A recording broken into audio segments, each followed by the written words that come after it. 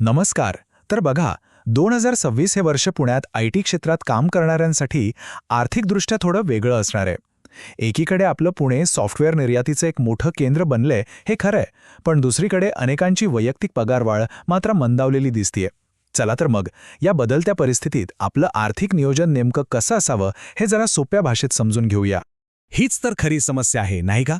पगार ज्या स्पीडने वाढायला हवा तो वाढत नाहीये, पण घराचं भाडं असो, किराणा असो किंवा बाकीचे खर्च ते मात्र सुसाट धावत आहेत. तर याच आर्थिक कात्रीत आपण सापडलो असू तर पुढची काही मिनिटं खूप महत्वाची आहेत. आता हे आकडे बघा जरा. सरासरी 9.1% वाढ. ऐकायला तर खूप छान वाटते, पण इथेच खरी मेक आहे. जर आपण पारंपरिक आय.टी. रोलमध्ये असू तर वाढ जेमतेम 60% आहे.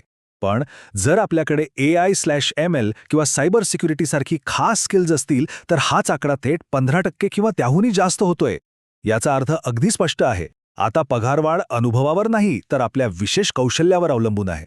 चला तर आपल्या विश्लेषणाच्या पहिल्या टप्प्याकडे वळूया, पुण्याची आय.टी. द्विधा. खरं तर हे नावच सध्याची परिस्थिती अगदी अचूकपणे मांडतं. हे चित्र पाहिलं की एक मोठा विरोधाभास जाणवतो. आपलं पुणे शहर सॉफ्टवेअर निर्यातीतून लाखो कोटी रुपये कमवतंय, पण मग इथल्या आय.टी. प्रोफेशनल्सच्या सॅलरी स्लिपमध्ये ती वाढ का दिसत नाहीये? सोप्या भाषेत सांगायचं तर शहराची अर्थव्यवस्था वेगाने धावतीये, पण आपल्यापैकी अनेकांची आर्थिक गाडी मात्र जागेवरच थांबलेली आहे. ओके, तर मग आता थेट आकड्यांवर बोलूया. पुण्यात राहण्याचा खर्च किती आणि आपली कमाई किती याचं जरा खरंखुरं गणित समजून घेऊया. जे लोक बाणेर, वाकड किंवा खराडीसारख्या भागात राहतात त्यांना हे आकडे काही नवीन नाहीयेत. घराचं भाडं, किराणा, मुलांची शाळा आणि बाकीचे खर्च धरून महिन्याचा आकडा सहज 56,000पासून अगदी 92,000पर्यंत जातो. आणि हो, एक गोष्ट लक्षात घ्या, यात कुठेही मोठी चैन किंवा लक्झरी नाहीये, फक्त आपल्या गरजेच्या गोष्टी आहेत. आता या खर्चासमोर जेव्हा आपण पगाराचे आकडे ठेवतो तेव्हा चित्र आणखीनच स्पष्ट होतं. सिनियर लेव्हलला पगार चांगला दिसतोय हे खरंय, पण वाढत्या खर्चामुळे हातात शिल्लक राहणारी रक्कम आणि बचत मात्र कमी होत चाललीय. म्हणजे आता फक्त जास्त कमवून चालणार नाहीये, तर त्या पैशांचं योग्य नियोजन करणं ते सगळ्यात महत्त्वाचं झालंय. मग यावर मार्ग काय?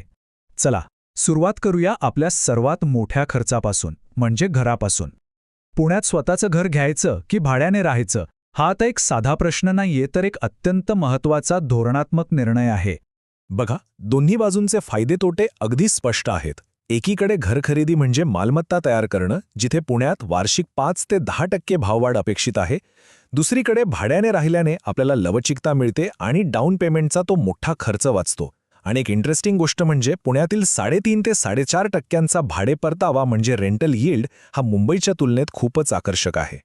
आणि जर घर विकत घ्यायचं ठरवलंच तर हे आकडे बघा. हिंजवडी, वाकड, बाणेरसारख्या आय.टी. हब जवळच्या परिसरात 2BHK घरांच्या किमती आता 70 लाखांपासून ते थेट 1.5 कोटींपर्यंत गेल्या आहेत. या आकड्यांवरूनच कळतं की घर खरेदीसाठी किती मोठ्या आर्थिक तयारीची गरज आहे. घराचं झालं, आता येऊया आपल्या आर्थिक नियोजनाच्या दुसऱ्या महत्त्वाच्या भागाकडे, टॅक्स प्लॅनिंग. कारण इथे थोडी हुशारी दाखवली तर खूप मोठी बचत होऊ शकते. आता एक महत्त्वाची गोष्ट लक्षात घ्या. 2026-27 पासून नवीन कर प्रणाली म्हणजे न्यू टॅक्स रेजिम हाच आपला डिफॉल्ट ऑप्शन असणार आहे. याचा सरळ अर्थ काय, तर टॅक्सचे रेट्स कमी, पण होम लोन किंवा ETC सारखे जे मोठे डिडक्शन्स होते ते आता मिळणार नाहीत. मग आता प्रश्न येतो की आपल्यासाठी कोणती सिस्टम चांगली? हिशोब अगदी सोपा आहे. जर होम लोन चालू आहे, 80C मध्ये भरपूर गुंतवणूक आहे, तर जुनी कर प्रणालीच फायद्याची ठरू शकते. पण जर फार गुंतवणूक वगैरे नसेल आणि सगळं सोपं हवं असेल तर नवीन प्रणाली बेस्ट आहे. आणि हो, नवीन कर प्रणालीमधली सगळ्यात भारी गोष्ट ती म्हणजे हा आकडा. कलम 87A अंतर्गत जे रिबेट मिळतं त्यामुळे पगारदार लोकांसाठी जवळपास 12 लाख रुपयांपर्यंतचं वार्षिक उत्पन्न इफेक्टिव्हली टॅक्स फ्री होतं. हा खरंच खूप मोठा दिलासा आहे. चला तर मग आता या सगळ्या चर्चेचं सार पाहूया. संपत्ती निर्माण करण्यासाठी एक सोपा पण जबरदस्त प्रभावी असा 4 पॉइंट फॉर्म्युला बघूया. ही 4 सूत्र अगदी डोक्यात फिट बसवा. पहिलं, शिस्तीने SIP गुंतवणूक. दुसरं, स्मार्ट टॅक्स प्लॅनिंग. तिसरं, कमीत कमी 6 महिन्यांच्या खर्चा एवढा इमर्जन्सी फंड. आणि चौथं, सगळ्यात महत्त्वाचं, सतत नवीन कौशल्य शिकणं म्हणजे अपस्किलिंग करत राहणं. कारण आजच्या काळात स्किल हेच खरं चलन आहे. आता गुंतवणुकीसाठी आपल्यासमोर काही चांगले पर्याय आहेत. दीर्घकाळात चांगले रिटर्न्स हवे असतील तर इक्विटी म्युच्युअल फंड्स आहेत. सुरक्षितता महत्वाची असेल तर PPF आणि सॉव्हरन गोल्ड बॉन्ड्स आहेत. आपली ध्येय काय आहेत आणि आपण किती जोखीम घेऊ शकतो यावर सगळं अवलंबून आहे. पण हे सगळं मॅनेज कसं करायचं? त्यासाठी हा 50-30-20 नियम एकदम बेस्ट आहे. आपल्या कमाईपैकी 50% गरजांसाठी, 30% आपल्या छंदांसाठी आणि हौसेमौजेसाठी आणि उरलेले 20% हे बचत आणि गुंतवणुकीसाठी. आणि हो, जर पगारवाढ कमी असेल तर त्या 30%मधला खर्च कमी करून तो 20%मध्ये टाकला तर ते जास्त शहाणपणाचं ठरेल.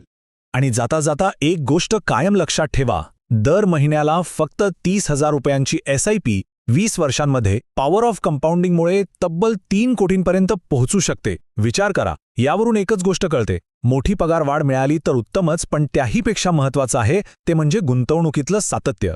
कारण तीच आहे आर्थिक स्वातंत्र्याची खरी गुरुकिल्ली.